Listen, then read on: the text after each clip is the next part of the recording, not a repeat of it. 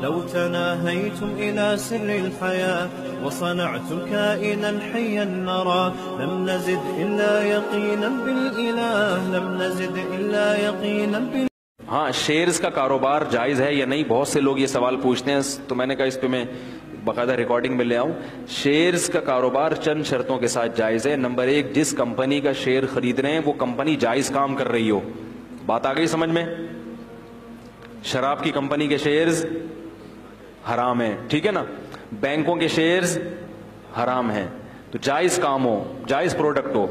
دوسری بات یہ کہ کمپنی وجود میں آ چکی ہو، یعنی اس کے ایسٹس وجود میں آ چکے ہوں، لیکوڈ فارم میں اس کے اثاثے نہ ہو. کمپنی جب وجود میں آتی ہے تو صرف پیسہ ہی ہوتا ہے، لیکوڈ فارم میں وہ یعنی گھوم رہا ہوتا ہے، ابھی ایسٹس نہیں ہوتے اس کے پاس. تو اگر لیکوڈ فارم میں ہے تو پھر آپ شیئر خرید تو سکتے ہیں مگر پروفٹ کے ساتھ بیچ نہیں سکتے. اس کی فیس ویلیو پہ بیچنا پڑے گا. جتنے کا شیئر ہے اسی قیمت پہ بیچ سکتے ہیں، اس سے زیادہ نہیں، کیونکہ اس شیئر کے پیچھے پیسہ ہے اور پیسے پہ آپ پیسہ نہیں کما سکتے. 1 لاکھ کے شیئر ہے تو 1 لاکھ ہی لے سکتے ہو اس پہ آپ، ایک بھی، کیونکہ اس کے پیچھے ایسٹس نہیں ہے نا، پیسہ ہے نا اس کے پیچھے. تو پیسے تو وہ تو ایک رسید ہو گئی شیئرز کے، اتنے پیسے آپ کے کمپنی میں آپ کے ہو گئے، تو اس پہ آپ پیسہ نہیں کما سکتے. اتنے ہی پہ ہی دے سکتے ہیں، اس سے زیادہ، اس سے کم پہ بھی نہیں، اس سے زیادہ پہ بھی نہیں. اس کو اصطلاح میں کہتے ہیں فیس ویلیو پہ بیچ سکتے ہیں. تیسری شرط یہ ہے کہ کیونکہ جو کمپنیاں جن کے آپ شیئر خریدتے ہیں وہ بینکوں سے سودی قرضے بھی لیتی ہیں، جو کہ لینا جائز نہیں ہے. تو آپ کو اگر کبھی موقع ملے تو آپ جو اینول میٹنگ ہوتی ہے کمپنی کی، اس میں آپ کے لیے آواز اٹھانا فرض ہے کہ یہ کمپنی جو سودی قرضہ لے رہی ہے میں اس پہ دل سے خوش، بولو بھائی، نہیں.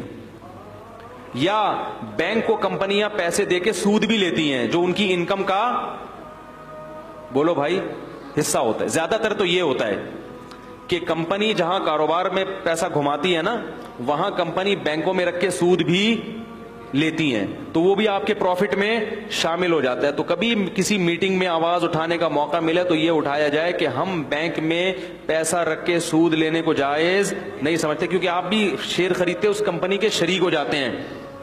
بات آ رہی ہے سمجھ میں؟ تو اگر آپ کو یہ موقع ملتا ہے تو یہ، اگر نہیں ملتا تو پھر معاف ہے.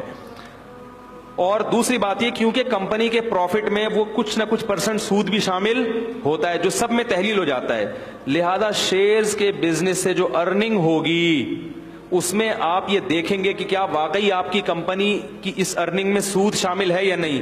اگر ہے تو اتنے پرسنٹ آپ کو اپنی ارننگ سے صدقہ، بولو بھائی، کرنا. مثلا کمپنی کا جتنا پروفٹ ہے وہ پروفٹ میں 2% سود بھی آ رہا ہے، تو آپ کے پروفٹ میں سے آپ کو 2%، بولو بھائی، پروفٹ میں سے، جیسے آپ نے 100 روپے کا شیئر خرید کے 100 روپے میں 200 میں بیچا تو پروفٹ کتنا ہوا؟ 100. تو 100 میں سے 2 روپے آپ کو کیا کرنے پڑیں گے؟ بولو نا یار، صدقہ، تاکہ وہ حرام جو شامل ہے وہ اس سے پاک ہو جائے.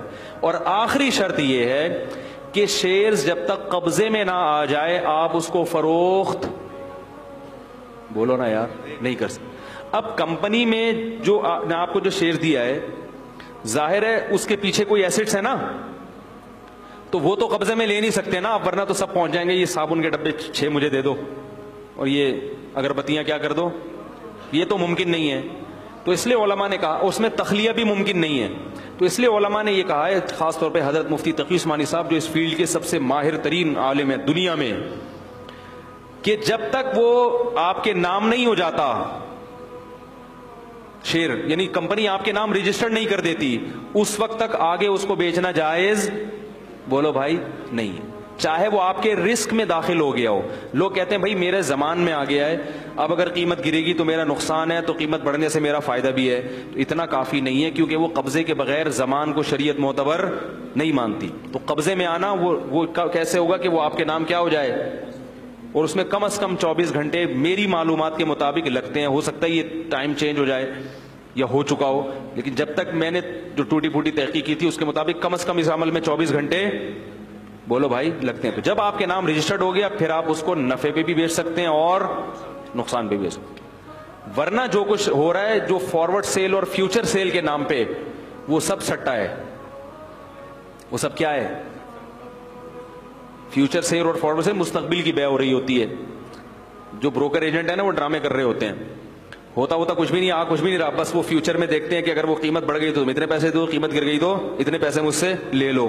یہ جائز بولو نا یار نہیں ہے. رسول اللہ صلی اللہ علیہ وسلم کی صحیح حدیث ہے، لا تبع ما لیس عندک، جو چیز تمہارے قبضے میں نہیں آئی ہے تم اس کو بیچ نہیں سکتے.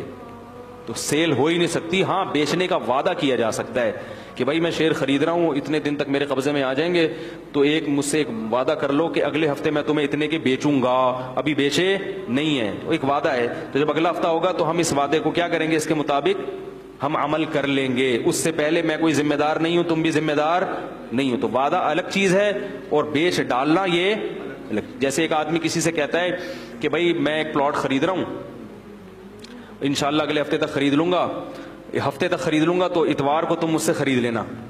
تو کیا میں خرید تو لوں گا لیکن تم مجھ سے وعدہ کرو مجھے بیچو گے بھی. ہاں بھی وعدہ کرتا ہوں میں بیچوں گا. یہ تو جائز ہے. لیکن ابھی پلاٹ آپ نے خریدا ہے نہیں.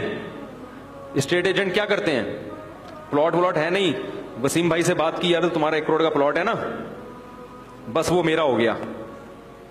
نہیں ابھی ہوا نہیں ہے، بلکہ میں ہفتے کو تم سے کیا کروں گا، خرید لوں گا پیمنٹ دے کے. اور ادھر ستار بھائی سے وعدہ کر لیا کہ وہ میں نے تمہیں بیچ دیا، حالانکہ ابھی خود خریدا نہیں ہے، خود آپ کے رسک میں زمان میں داخل نہیں ہوا.